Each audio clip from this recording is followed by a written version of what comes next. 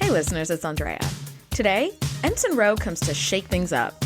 We get on our high horse about some political nonsense, and we ask the question, why does Picard need to go to a barber at all? Stay tuned. Welcome to the TNG Podcast, the number one place in the Alpha Quadrant to geek out about all things Star Trek: The Next Generation. I'm your co-host, Shereese. I'm your co-host, Andrea. Shereese, today we are talking Season 5, Episode 3, Ensign Ro. I still, my mind is still boggled that we're Season plowing 5. through Season 5. Yeah, it's weird. Which just is, I'm still trying to say Season 2, Episode whatever. Yeah. Season Remember 5 when we feels were in really Season weird. 1 and we were like, why won't this ever end? And it's like we blinked and we're in Season 5. Yeah, no, we really did. This episode was written by Rick Berman and Michael Piller and directed by Les Landau. So this is like the all-star big kids cast of writers and directors for this episode. So here's what happens in Ensign Ro. A new crew member joins the Enterprise in the hopes of tracking down the Bajoran terrorists who attacked a Federation outpost. This is the first introduction we have to a new race of people called the Bajorans. Which I think is very interesting because they play such a central role in Deep Space Nine and throughout the rest of the Trekverse. Bajora is and this conflict between the Bajorans and the Cardassians is how the end of TNG happens, and it's how Voyager starts with this conflict, and the conflict is kind of resolved, I'll say, throughout Deep Space Nine, resolved in a terrible bloody war that has lots and lots of destruction. But this is the start of it, which I think is really good because we had the Cardassians introduced last season, just in one episode with those weird cheek mustaches, which thank God they got rid of those. So heebie-jeebies, right? Yeah. And at first they were kind of like another villain for the Federation, kind of like the Romulans. Then the question is, well, why do we need Cardassians if we already have Romulans? Or why do we need Romulans if we already have Cardassians? Yeah. So the genius of introducing the Bajoran people is that now we have a conflict outside of the Federation that very much involves the Federation. It's kind of like if we had the Klingons fighting anyone else, besides just always with the Federation, you'd be like, oh, okay, it adds a whole new dimension to it, which is super fascinating. Yeah, no, I think it's really, really cool. And it's, I think there's so much allegorical, lines that we can draw between the Bajorans and the Cardassians and conflicts that have happened throughout history and are still happening on our planet. And actually the writers did say this wasn't a dig at Middle Eastern cultures or anything where you might see Israel and Palestine fighting or anything like that. They were this is just sort of a world cultural historical issue that we have with one group of people annexing land from another group of people and that other group trying to fight to reclaim their land. It wasn't based off of any one group. And that's how it feels. It feels like an amalgamation of wars from, Earth history. And it feels like it was just taken right out of the pages of Earth history. This happened in this battle. This happened in that battle. This happened with these people. This happened in this country. Totally. And so that makes it so compelling and believable because you're just oh yeah, totally. All this has happened. All this is happening. Yep. And it feels, even though it's a horrible premise, it feels strangely comforting to know that other worlds are probably experiencing the same things that we might be experiencing and have experienced, right? Where it's other worlds are also dicks to each other. Yeah. Which isn't a good thing, but it's something that you can unify. It's humanizing. So I have a little bit of trivia about Ensign Ro as an episode and as a character. Michelle Forbes plays Ensign Ro. This is actually her second appearance on TNG. If you remember back to season 4, episode 22, Half a Life, she's the daughter of Timothin. And remember, Timothin's having second thoughts about this cultural ritual suicide that they do when they reach 60. And she's like, I'm ashamed of you.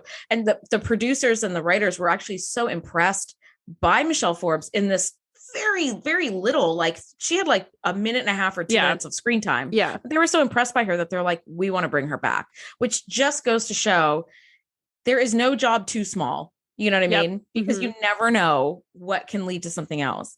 We saw Ashley Judd in the last episode and she comes back in a couple episodes. Yes, she does. And then she's Ashley Judd. So like, there you go. Yes, you just never know, right? You just never know. Now, this episode was actually created to introduce a new recurring character of Ro Laren. This is something very, very common that once a series is very comfortable and, you know, the ball has been rolling for a while, you need to keep things interesting. So you need new characters, but it's also kind of a very dangerous game you play, because if you introduce someone who's not universally like loved or polarized, like by not only the crew, but also like the viewers, it can kind of put a series into a tailspin. And I'm really glad this didn't happen. So the producers had hoped to add another character who would create some conflict, and they also wanted a woman. So Rick Berman said, quote, "The other characters in the cast are relatively homogeneous. Some might even say bland. So we wanted a character with the strength and dignity of a Starfleet officer, but with a troubled past or an edge." And I was like, well, you got that. You got a great character. Yeah. So many wonderful things to say about this actress. She is just spectacular. This whole episode, I buy it. Good. Everything she does, everything she says, like when she's pissed, you feel it. When she's crying, you feel it. Like she was spectacular. And this really goes against Gene Roddenberry's original idea back in season 1 of there's no conflict between the crew members. Like it's all peace and lollipops and rainbows. This is the opposite of that. Like we are introducing a character who is all about conflict with other people, who doesn't get along well with others, who doesn't play nicely. And it adds such a lovely spice to the show, because you're like, oh, how do people interact with this person who's got an edge? And this is totally different from when they introduced Reg Barclay to the show, where he was just really anxious, really afraid of people. So people were kind of irritated by him and then eventually accepted him. This is totally different. This is not like someone who's irritating. This is someone who does not mind a fight.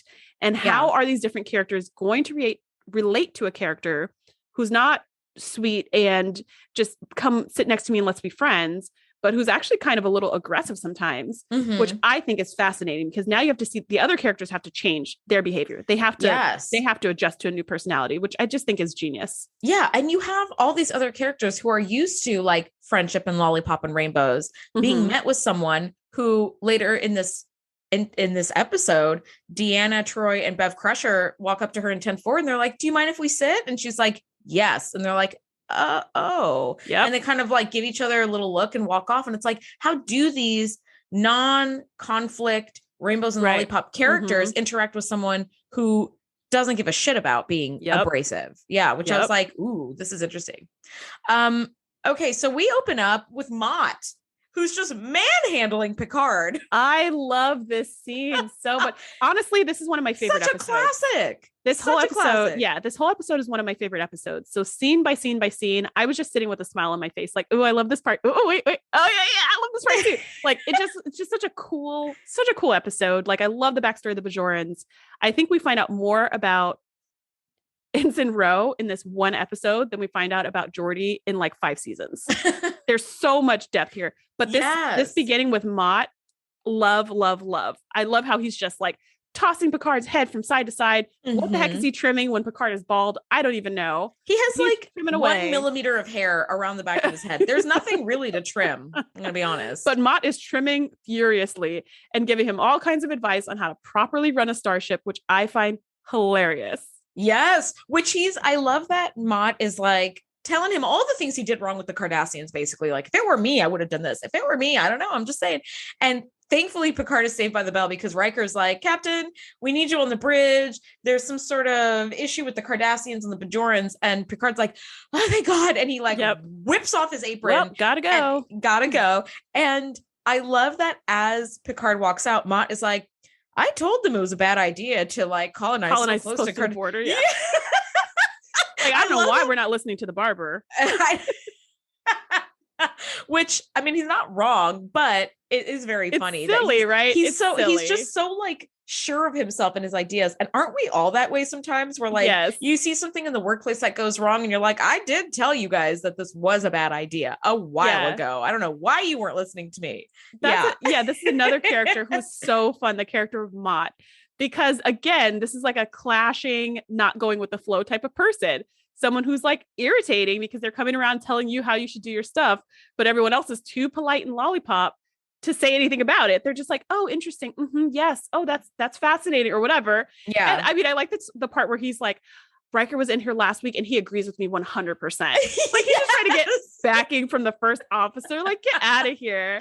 Well, I feel like that's a classic narcissistic tool where you're like, I've spoken to everybody else and they all agree with me because like they need that sort of validation to like bolster their claim. And you're like, Mott, buddy, stick to keeping everybody's ears on straight, okay? And we'll be fine. Like if you want to run a starship, feel free to enroll in the academy and do this. But Mott wants to be the ultimate backseat driver. And I gotta say, I jokingly call my hair gal my therapist because she does hair and therapy at the same time. They listen, they know everybody's business. The barbershop is the place to go and gossip and get all the tea on everything that's going on, right? And so I'm having fun over the summer and going blonde. So it takes a few hours and I'm dark hair, dark skin. So it takes a long time to like go blonde.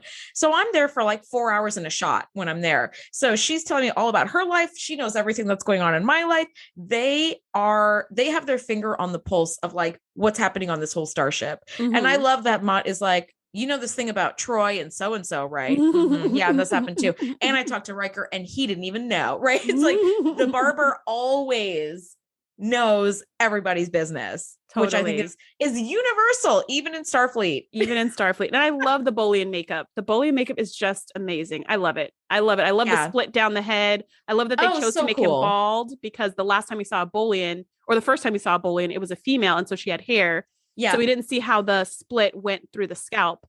But here with the bald Bolian, you see how it goes all the way around. And it's just so cool. Like the colors are beautiful. It's just really cool. So we have seen Bolian barbers before, but this is actually our first introduction to Mott, which I thought was cool. Cause I was like, no, that can't be right. We've seen, but it's not Mott. It was somebody else. It's just some random other person. We just met Mott, who's like, I love what an impact this one character who maybe across the entire series gets like 10 minutes of screen time. Yes. Tops. It's kind of like Nurse Agawa. Yeah, Nurse Ogawa, yeah. You're like, we probably only see her like 5 times, but it feels like she's been on the show from season 1 and she's in every episode. It feels like family. Yeah, that's she's Mott. Just there. Yeah. I know the first time we saw Bolian, I was like, we've seen Mott before. And you were like, not yet. I was like, what? Yes. It's season 5, but it feels like we've seen him forever. Well, that's what great world building does, I think. Yeah. It makes everything feel familiar. So Picard is like, thank God I can get out of my haircut, and rushes up to the bridge and finds that Bajorans have sent a message to the Enterprise claiming responsibility for the destruction of a Federation outpost. And they're like, until we have a home, no one in this sector will be safe. And it's like, oh, dang. You know, it feels very classic terrorist. And it cuts to credits. And did you notice the credits are different? There's a different logo. Oh, I didn't notice because I always skip the credits.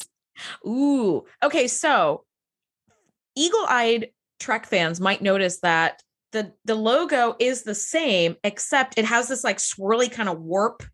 It's called the warp effect. So it was only for season 5, and it was to celebrate the 25th anniversary of Star Trek, the original series. Oh, so wow. They added this like warp effect to the logo for the title sequence of season 5 of TNG only. And then in season 6, it's back. But they never actually announced like why it was specifically. So it just was like there, and then it was like gone again. And it's like, that's weird. So it's just season 5 has this different logo, which I was like, cool. And it was just like an Easter egg for people who were on the show and therefore were in the know. That's cool. Yeah. Yeah. So back from credits, the Enterprise arrives at Lie Station Alpha. Really cool name. The Enterprise, so many cool names in this episode. Yeah, so many cool names, and so much cool like makeup and effects, and like just so much cool stuff. They arrive at Lie Station Alpha, and the shot is actually reused shot of Starbase 74 from 11001001 when they come into this. I mean, honestly, you've seen one Starbase, you've seen them all. Like, yeah, I'm fine with that. Yeah, they all look the same to me, anyways. Which, by the way, always blows my mind that the Enterprise is so freaking huge. Right. It's so huge. It comfortably houses 1,012 crew members plus colonists that you need to pick up willy-nilly or whatever. And when the Enterprise comes into Starbase, it is dwarfed by this like gigantic thing that seems like it holds millions of people. I was like, this is super cool. I want to go to a Starbase. Come on. It just seems so cool. All of it seems so cool. Anyway, so we do learn that the Cardassians annexed the Bajoran homeworld 40 years ago and forced them to roam the galaxy. Basically, everybody has treated the Bajorans like lepers, which is really awful because, as Picard kind of tells us later, the Bajorans were like philosophers and painters and artists and scientists when humans were still dragging their knuckles around, right? Like, hadn't even learned how to walk upright yet. Just so sad. So sad. Yeah. And so we find out that these people have just been scattered, that they're treated horribly everywhere they go. They have no home. Yeah. They're orphaned as a whole people, as a whole planet full of people. The Cardassians have taken over all of their land, and the Federation has not done anything about it because the Bajoran homeworld was right across the border and officially it was in Cardassian space. So there was nothing they could do. However, the Bajora, as they're kind of trying to find a new home, they go on they go wherever they can go. So they don't really respect this invisible line between the Federation space and the Cardassian space. They just go anywhere they can, anywhere they're allowed, so that they can live a new life. And as we open up in the space station, we see Admiral Kennelly talking to Picard about this attack from the Bajora on a Federation outpost, because this is from the Bajorans who are on this side, on the Federation side of the line. And he's just kind of like, yeah, they're terrorists. Like, yes, we really want to talk about this issue of them not having a home planet and everything else, but really we need them to stop attacking our property, and then we'll promise to look into it. We'll do something. Yeah. And I really appreciated all of Picard's rebuttals where he was like, but they've been hearing promises for 40 years that we're going to quote unquote look into it. What makes you think that if someone's gone to the point where they're just attacking anything just so they can be heard, what makes you think that giving them more empty promises is going to do anything? Yes. Why on earth would that work? And Kennelly's just like, well, we just need, we'll do it quietly in the background. We just need them to calm down and stop attacking. He really has no answer for that question. No answer. But he says, Riker kind of speaks to Picard through the comms, and it's just like, are we taking on a new crewman? Like, what's going on? And we come to find out that Kennelly has handpicked Ensign Ro, pulled her out of prison and brought her to the Enterprise, and has assigned her to the Enterprise specifically for this mission of finding this terrorist cell leader named Orta, and never told Picard anything. He's planned all this out. And Picard is like, what the F? Like, I would appreciate you consulting me before you add people to my crew, especially a prisoner. Oh, understandable. People at all, right? People at all, but especially with this person. And Kennelly was just not having any of it. He was like, I picked her. She's in. Drop it. And so he's like, all right, Riker, just let her come on. And he's like, sir, like, just trust me. I'll explain it later. Just whatever, go with the flow. And I thought, well, you're off to a bad start, Kennelly. Yeah. We already don't like you. And she does come aboard. Rolaren beams aboard, and she's like, Ensign Rolaren reporting for duty. And Riker's like, you will follow the Starfleet uniform codes aboard the Enterprise. And she has to take off her Bajoran earring, which we learn very quickly. It's like, this is a cultural thing. And my first thought was, why? Worf gets to wear his baldric. Deanna has literally never seen a regulation uniform before. Like, what's the... Riker's just giving her a hard time. Yeah, he just straight up doesn't like her. And I'm like, okay. And I understand why, like, as we learn more, we already know that Riker takes his duty very seriously. He takes his responsibility to the crew and the ship extremely seriously. And the reason that Rolaren was in prison was because she fucked up in some major way and crew members died, right? So Riker's like, no, I'm not all about these second chances. He's not trying to be a lollipop person and be friendly about it. He's like, you fucked up in a bad way. People lost their lives. And in Riker's book, that is unforgivable, right? There is no coming back from something like that. And so who's to say that this won't happen again on the Enterprise? Exactly. And so he is already not wanting to have her anywhere near the Enterprise, and B, she's coming in with some kind of difference, right? Like, she's got her Bajoran earring, and he's like, it feels a little bit like you get pulled over by the police and turns out you weren't actually speeding or whatever. So they're like, your tail light is out too. It's like they're just looking for shit to like cite you on, right? And that's what he's doing. That's exactly what he's doing. Because good and well, if Rolaren had not come aboard with the Bajoran earring, he would have found some other thing to like call her on. He would have been like, you address me as sir when you talk to me, or something stupid. He would have said something stupid. He totally would have done that. But thankfully he's given a bunch of crap to Ro of all people, because she's just like, whatever. Like, I don't care about you. Right. So you're like, oh, I don't even want to be here. I know you're trying to make her feel uncomfortable. You got to try harder. Yeah. she came from prison. She doesn't care what you have to say or what you think about her. Yeah. Yeah. And we do learn a couple things very quickly. We learn that in the Bajoran culture, the family name comes first. So when Picard calls her Ensign Laren, because it would be, Captain Picard, Ensign Laren, she corrects him and tells him that her name is actually Ensign Ro. So in our culture, her name is actually Laren Ro, which is kind of, it sounds odd to my ears because I'm so used to hearing her as Ro Laren. So he's like, okay, Ensign Ro. And he's concerned about her being on board. And she basically does the like, I don't want to be here. You don't want me here. We're stuck with each other. Let's just do this job quickly and get it over with so we can just go our separate ways, and storms out. And Picard's like, dismissed. Okay then. Yeah. I totally love the speech she gives him about why why she should be addressed as Ensign Ro. Because, and of course she has a huge chip on her shoulder and a whole bunch of attitude while she does it. But I like the fact that she's standing up for herself. And when she explains that there are a lot of other Bajorans who have allowed their names to be mutilated so that they can assimilate. I will not. And you're just like, ooh, like I have a friend, her name is Angelica, right? So she is Latina. And when you see it on paper, it says Angelica. If you're speaking English, like that's how you would pronounce it, Angelica. But because she's Latina, she works with people to make sure they can pronounce it the way her name is supposed to be pronounced. So when people go, oh, nice to meet you, Angelica, she goes, Angelica. And she'll keep doing it until they say it properly. And it's just like this Ro Laren where she's like, it's Ensign Ro. That's how you say it. And she's just kind of making sure that her culture doesn't get assimilated or squashed or diluted or erased. For the comfort of others. Of others. And I really appreciate that about Ro, especially when we hear later on in her story that she was ashamed to be Bajoran. And now she's really holding on to who she is, similar to Worf, right? Really holding on to who they are. Yeah. And not letting it be diluted. So I love that. And then she storms off in a huff and you're just like, ooh, this is going to be a rough. This is not going to, this does not bode well. This doesn't bode well. Yeah. They have this senior staff meeting and the crew's like putting together this plan to talk to this like Bajoran, and Dr. Crusher's like, I've met that Bajoran before. He's really nice. He's very affable. Fabulous dancer, because it was, some sort of like dancing after, whatever. Reception. Yeah. He has all this experience with diplomacy. Yeah. Lovely human. And I love that Ro is like, you're wasting your time.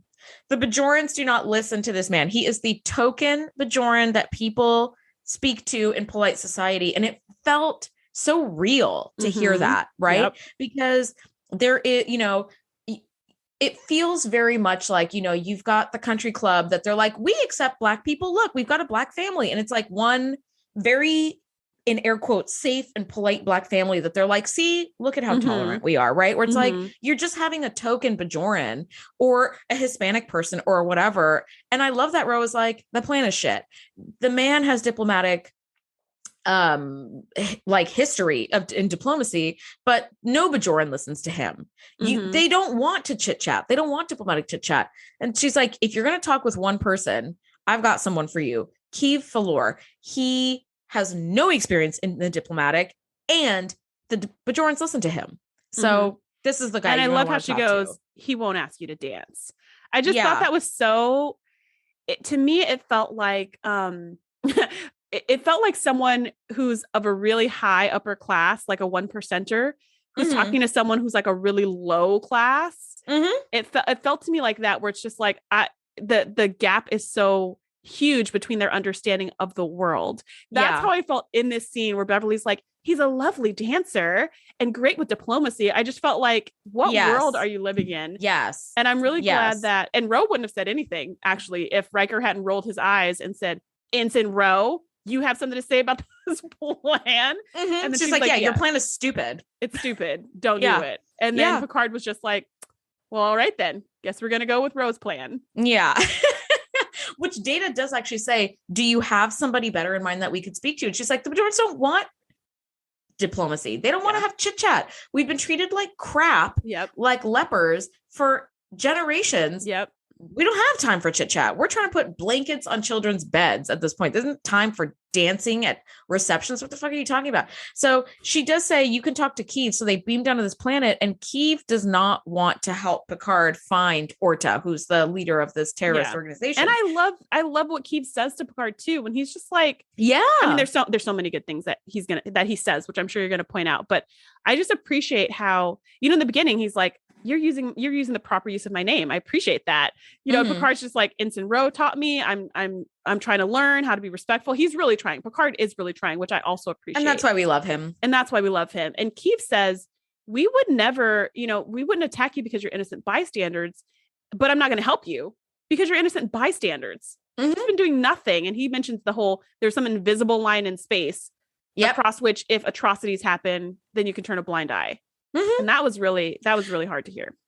It was hard to hear. And I actually noted that as well, because it's like, where were you when the Cardassians have raped our land and our people and killed and slaughtered us by the millions? Because it happened on the other side of an invisible line, you guys can be like, it's not in our jurisdiction. And that is something that I think hits a kernel of truth in human nature, where if it's not happening to us, it's not really happening. And that is something that I've always taken deeply personally when people are like, well, it's not my place to say. It's like, then whose place is it to say? Whose place is it then to do? Because if you have the luxury of saying it's not my place to say, you're probably in the position of power where you should be doing something, right? And it's just that when he said that to Picard, he wasn't being disrespectful or abrasive. He was just stating it as a fact. And I was like, ooh, yes, like this is the stuff that these people need to hear. Like people in position of privilege and power who are like, well, it's not my place. It's not my place to say. It's not my place to say. It's like, put on your big kid pants and do something about it. I understand it's not like diplomatically okay to do, crossing into Cardassian space to stop atrocities. But like, if Starfleet doesn't stand for that kind of stuff, then like, what do you stand for? It's just the hypocrisy of like, well, it happened in your space, so like we can't do anything about it. It's just so comfortable. It's so political. It's so comfortable to be like, I would have done something, but it was on the other side of the street where I'm not allowed to go. It's like, oh yeah, fuck you. Yeah. Or as that Keeve kind of said, thing like makes me so mad. Yeah. As Keeve said, it's convenient. He goes, that's very convenient. And he goes, well, then why are you here now? Oh, because a Federation outpost got attacked. So you're here now you want to give us blankets and emergency supplies and be our friends because a Federation outpost got attacked, and you want to know who attacked your people because you need something from me. Yeah. And it's hard too, because, and I think especially as Americans, our country is known for getting in other people's business. Like we are always going around trying to police the whole world and trying to make the whole world live exactly like us and think like us and work like us. And everything needs to be a democracy like ours. And you have to have the same belief structures as ours and the same values as ours, which I think is wrong. At the same time, when there are atrocities and stuff, we're like, we should step in and do something. And it's like, you kind of can't have it both ways. Either you're in everybody's business or you're not. And I think this is a really sticky situation here where it's the Federation. Like, are you in their business or are you not? And if you are, then you need to be in it. And if you're not, then you need to be out of it. And this kind of like, well, we're only going to step in if it affects us personally. If it affects one of our outposts, we'll step in. But if it affects hundreds of millions of Bajorans, we don't really do anything. Or, we'll promise to look into it quietly in the behind the scenes with the Cardassians. Like, come the F on. Yeah. It's just a really sticky situation. And Picard does offer all these emergency supplies and blankets and whatnot. And so Keeve is like, I'll keep my ears open. If I hear anything, I'll let you know. And he kind of walks away.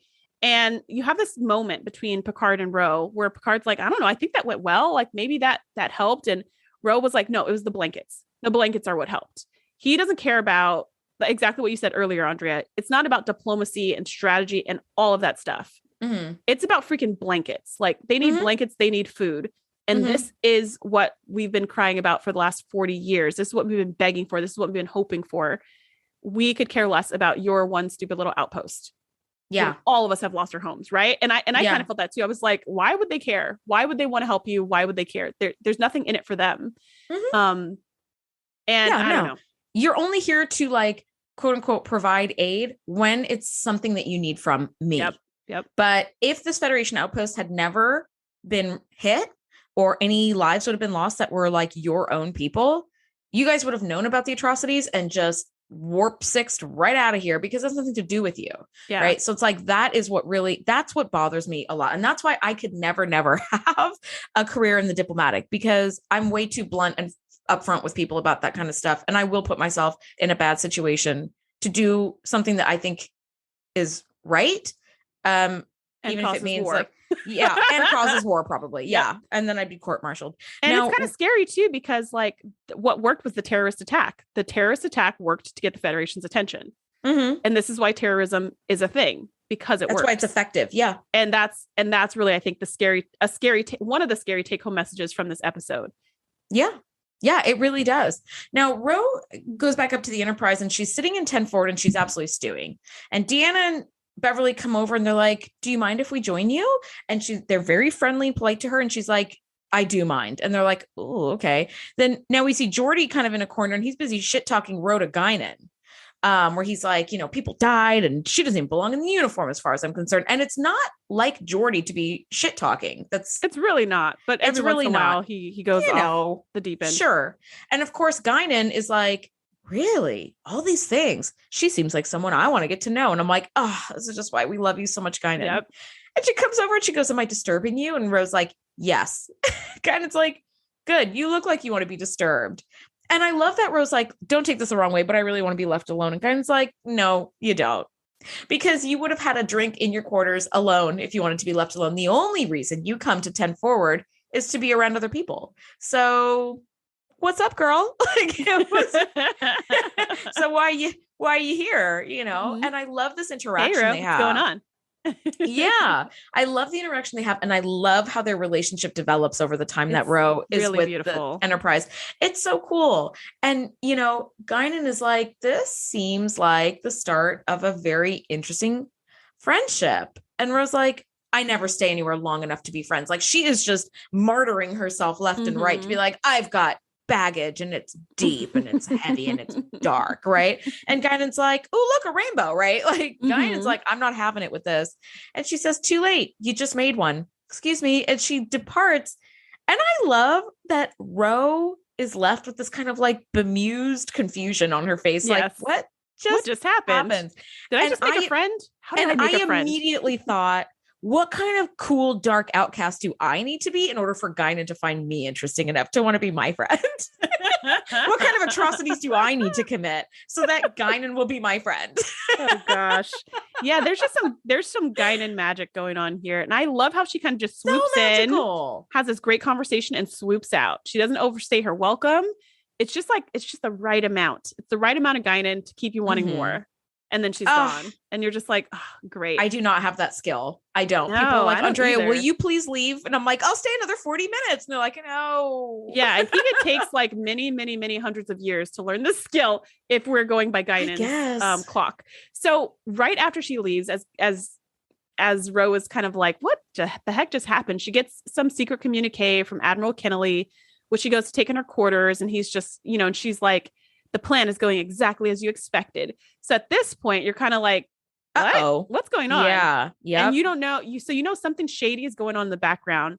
You have no idea. Is it good? Is it bad? Is it going to help the Federation? Like, what exactly is going on?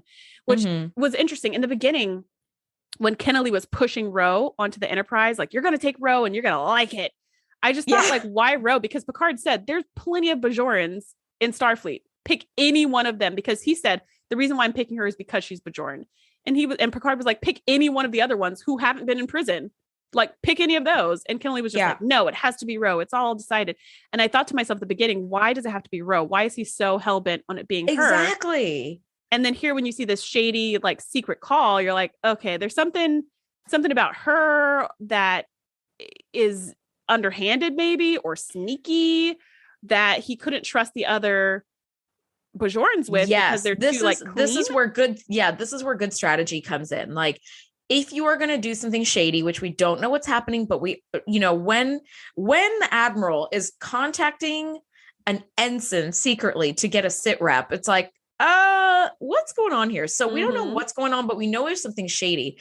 And if I were doing something shady, which I'm not super good at, but if I were to do something shady, I would need to find someone who's got something to lose or is equally as shady as me and is motivated by that same kind of shady behavior in order to have them like go do this thing I need them to do, right? I would not find Data, who's squeaky clean, to do anything, bring him in on my plans and then be like, oh yeah, I'm not going to do that because that's super shady. It's like, dang it, because then you also can't risk being exposed, right? By like confiding in like the wrong person who's going to spill all your secrets, right? So there's obviously something going on, but we're not super sure what.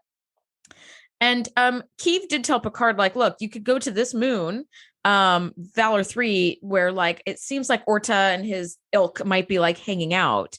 And the team assembles to leave, but Ro is nowhere to be found. And it feels like Shades of Barkley, where it's like, where's Barkley? He's late again. Like he's not here, and the computer is like, Shades of Barkley, by the way, is a book I would not read. It would either leave you an anxious mess or I don't know what. Yeah. Shades of Barkley. Sounds like a really gross cocktail. Like real murky and unsatisfying. Turns out that Ro is not there because she beamed down to the moon like 6 hours ago. So they're like, what the F is going on?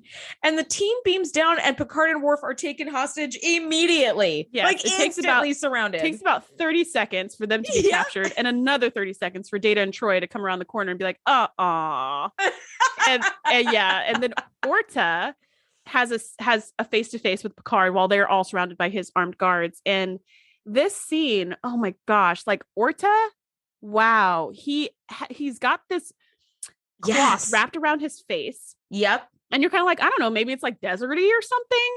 But then he unwraps the cloth and you see his face has been ruined by like acid, like it's been melted and stuff. And he says, I've been mutilated by the Cardassians. And as he's saying it, you hear this tinny mechanical voice coming out of him. And you wonder like, why does his voice sound like that?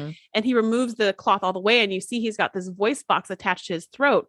And he says his vocal cords were also cut by the Cardassians. And you're seeing just a little snippet of the horrors that he's experienced for no other reason than the fact that he's Bajoran. Yep. For no other reason. And That's you're just like, and he says, there's something shady going on here.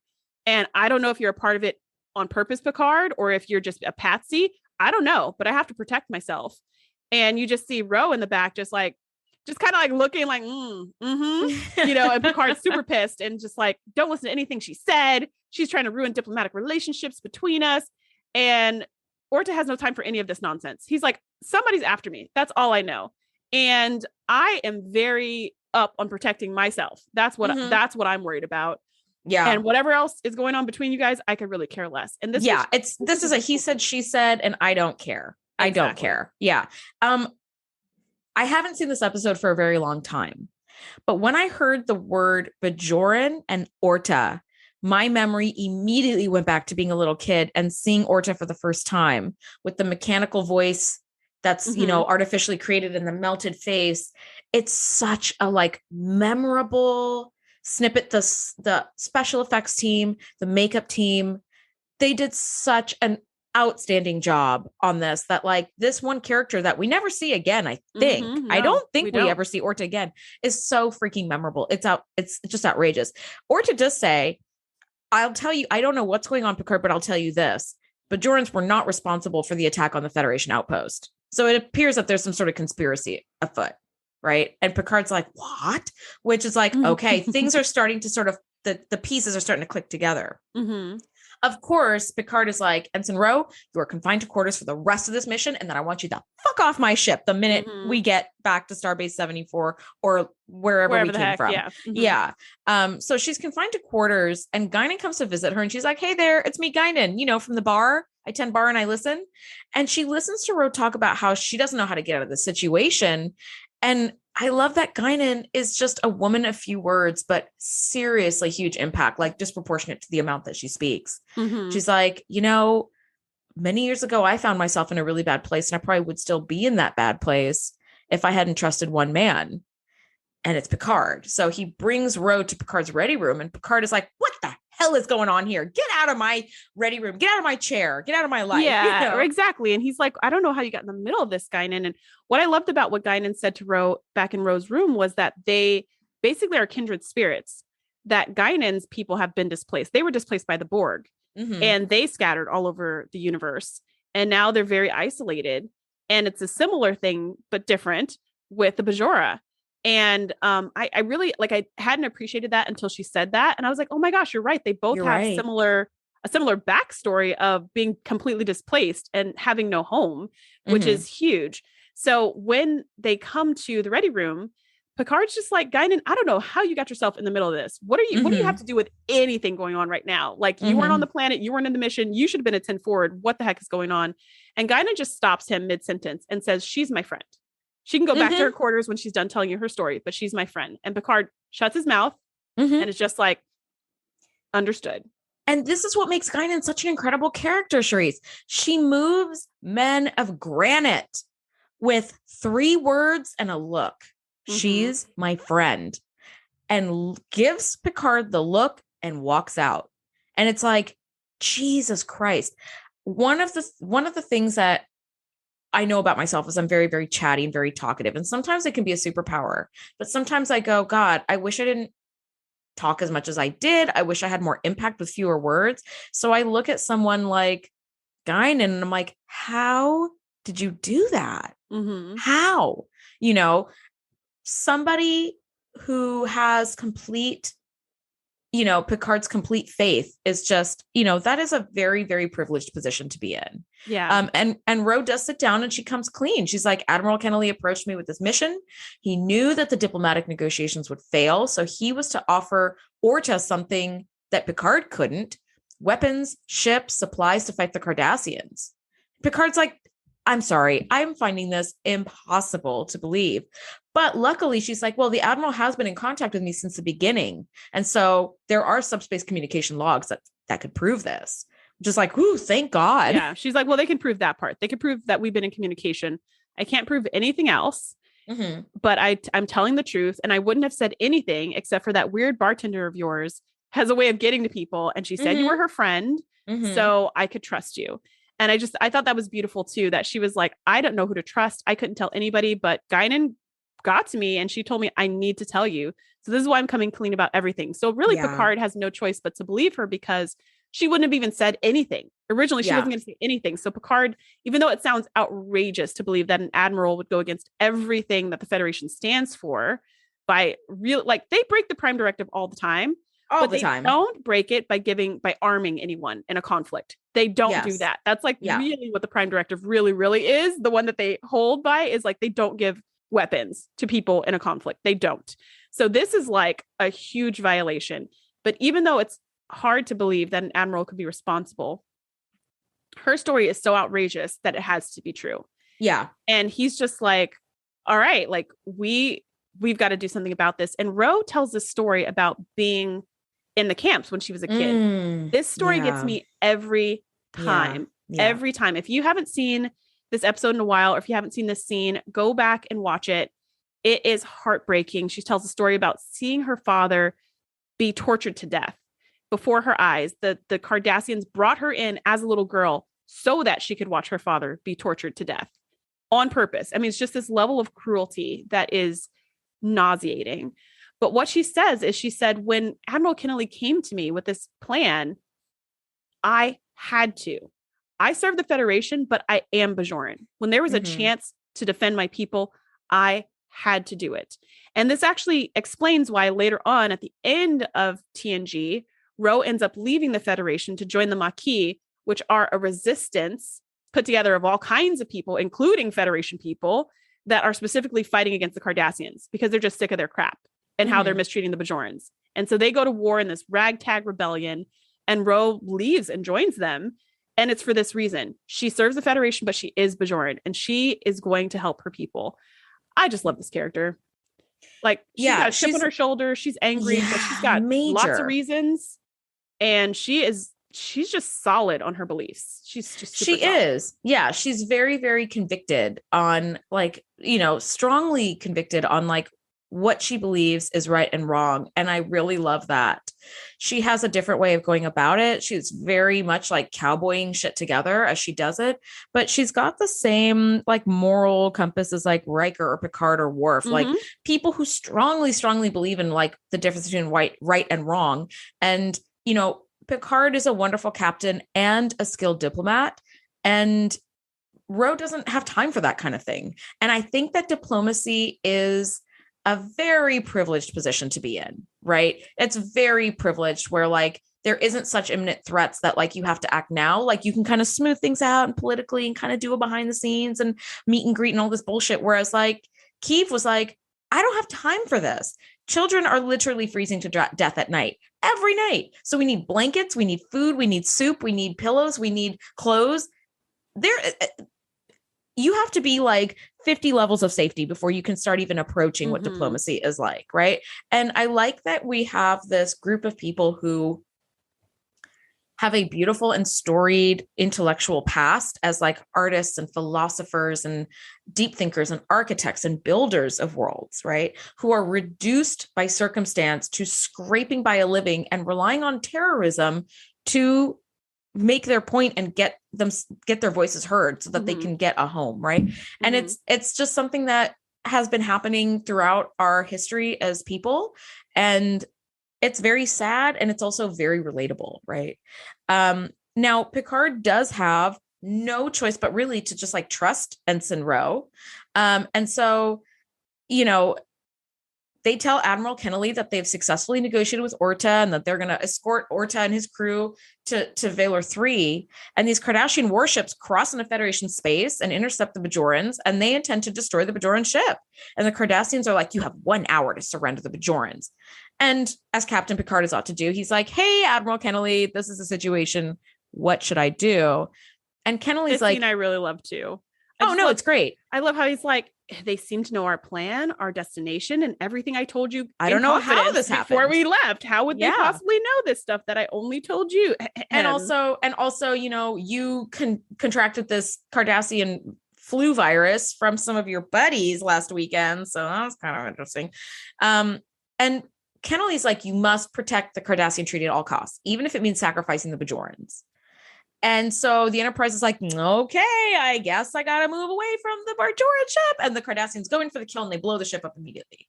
But Picard reveals to Kennelly that no one was aboard. It was controlled from the ground and the communications were done through like a relay aboard the ship. And Kennelly's like, it kind of shows like what a moron he is. Because Kennelly's like, why would you do this? Like they're terrorists. And he's like, yeah, think about it. The Bajorans' equipment is old and beat up. It's not even warp capable. They could not have attacked a Federation outpost in another system. And Kennelly's like, oh, so wait a minute. And Picard's like, think about it. This was staged by the Cardassians in order to get the Federations involved in cleaning out the Bajorans. The Cardassians maybe don't have the resources or the whatever, I don't know what, to get rid of the Bajorans as a threat. So they decided to rope in the Federation to do the dirty work for them, which is very, very clever, by the way. And Kennelly's like, and Picard's like, just turn them off. Yeah. And Kennelly's actually behind this whole thing. Like he really believes that the Bajora were responsible. He really believes that they're the terrorists. He really believes the Cardassians are the good guys in this scenario, because earlier when they're talking in the ready room, he tries to, and Picard's like, I don't know what to do. How are we supposed to protect this ship and also protect the treaty? And Kennelly's just like, well, if you need to leave and that's your call, I'm totally going to support you. And Picard's just like, no, I'm not going to leave. I'm going to protect them at all costs. This is what we agreed to do. This is what we're going to do. And then he gets angry and he goes, I'm giving you a direct order to withdraw.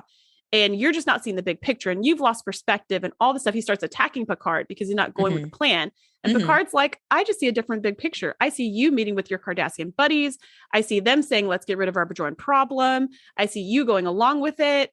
And, this whole thing, it doesn't make any sense. This is just a Cardassian conspiracy. And that's when Kennelly is just like, withdraw or else. So he's like, all right. So he withdraws, everything gets blown up. And then on the view screen in front of everybody, Kennelly calls back to be like, all hands were lost. That's so unfortunate, trying to pretend to be sad. And then Picard tells him like, no, there was nobody even on that ship. I just did that to show so that I had proof that this is the length you were willing to go to make this conspiracy happen. Orta wasn't on that ship. Orta's outliving his life and he's going to keep doing what he's been doing. You know, like we still have not interfered in this conflict in any way. Yeah, exactly. As you said, this is not our concern. So no, it's not our concern. And he's like super pissed. Yeah. So later on, as he, you know, hold on. Sorry. Hold on. Give me a second. My mom just showed up with groceries to drop off. Let me just grab them from her real quick.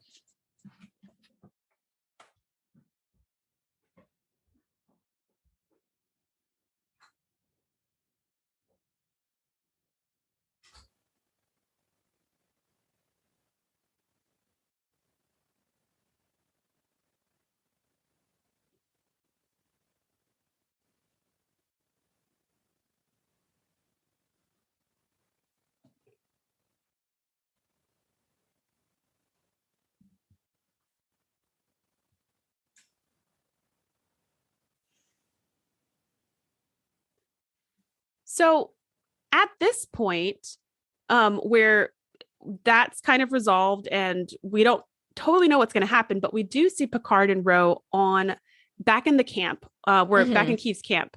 And Ro says, what's going to happen next? What's going to happen to Admiral Kennelly after all of this?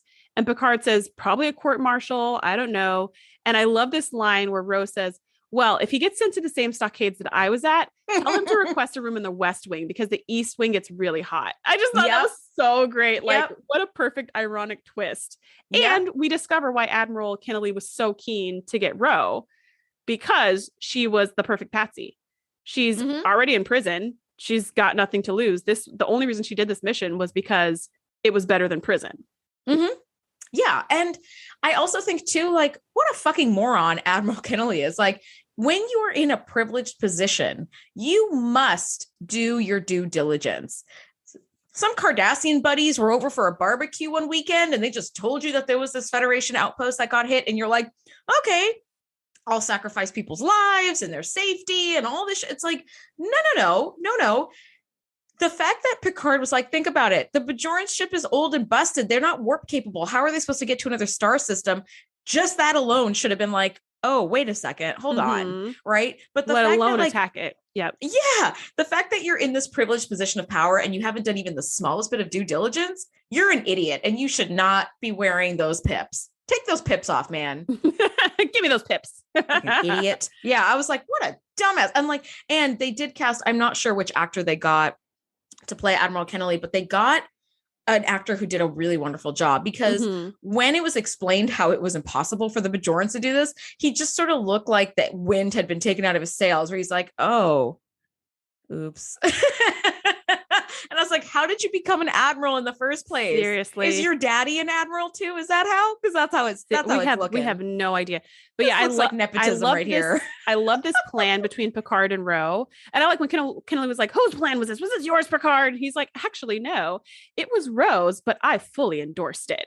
Like, I just love the attitude of like, oh, you're getting mad. Well, I'm going to get more and more calm because our plan clearly worked. And it was a brilliant plan. It was a brilliant plan. Because like Rose said, she didn't know who to trust. She didn't know what was real. And as the plan's unfolding, Picard's like, yeah, I thought something like this would happen. He kind of, once he knew what was going on behind the scenes, he already put all the pieces together and was like, not only do I know what's up, I know how to entrap the people who are responsible and make sure we get it all on record so that they can pay for what they've done without just having a bunch of innuendos. Because if Rose said something, nobody would believe her, which is another reason Kennelly picked her. Nobody would listen to her. Yes. No one would believe her. Yes. It's the person, you know, I don't know about you, but like, I love documentaries. And I was watching this fabulous documentary like 20 years ago about a man who worked for the US government, who was high up in like CIA, FBI level stuff and was finding some like huge conspiracies that were like real and they were happening. But he was like low enough that they were able to discredit him and just kind of make him go away and like wiped out like his whole life and his bank accounts and everything. So he like lost everything. And he basically was just like reduced to the equivalent of like a man with a sign yelling on a street corner, right? Where like nobody believed him. Nobody listened to him. And it wasn't until years later that was like, oh yeah, this was like, I think it was like the Iran-Contra like arms deal, you know, like secretly selling arms to like, you know, Iran and all this other stuff that he was totally right. And when you have somebody who's low enough, you can just Sweep them go under the away. rug. Yeah, you can sweep them under the rug, and then nobody else will listen. And I feel so bad for that poor man who basically died like penniless, lost his family and all this stuff because he was just trying to do the right thing and like expose the truth of this like situation. So yeah, Ro would have been the perfect fall guy for this. But instead, like that strange bartender became her friend and put her in touch with someone that she trusts, so that it worked out really well. And I love that Ro was like, all right, so it's going to be a few weeks until you get to this other starbase. I'll hop a ride somewhere else and get back to whatever I was doing.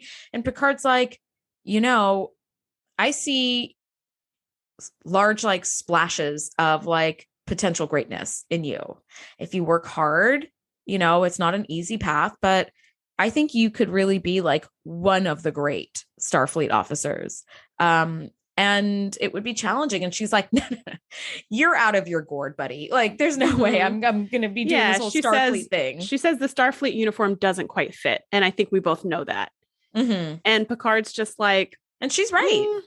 It doesn't fit the way she is. And that's what he says. He goes, I don't know. We can just, with a little bit of molding, a little bit of training, you could be one of the best officers there out there, because I think you have a lot that you could learn from Starfleet. And she says, I always thought Starfleet had a lot it could learn from me. And Picard's like, that attitude is something that's very common amongst the best officers in Starfleet.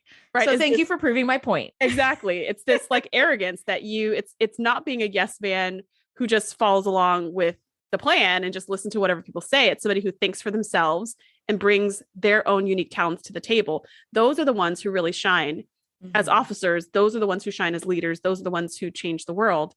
100%. And you have that. You just need the other stuff. You need the discipline and all the other stuff. But I think this could be a really good fit.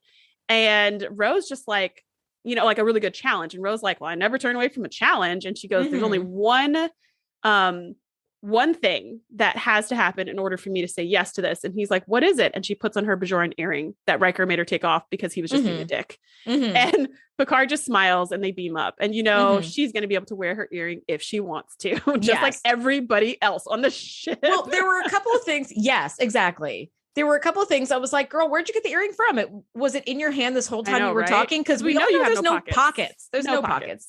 There was also a very interesting little moment when they do first beam down to that like colony and she looks down at this like, little refugee girl who's like probably 6 or 7.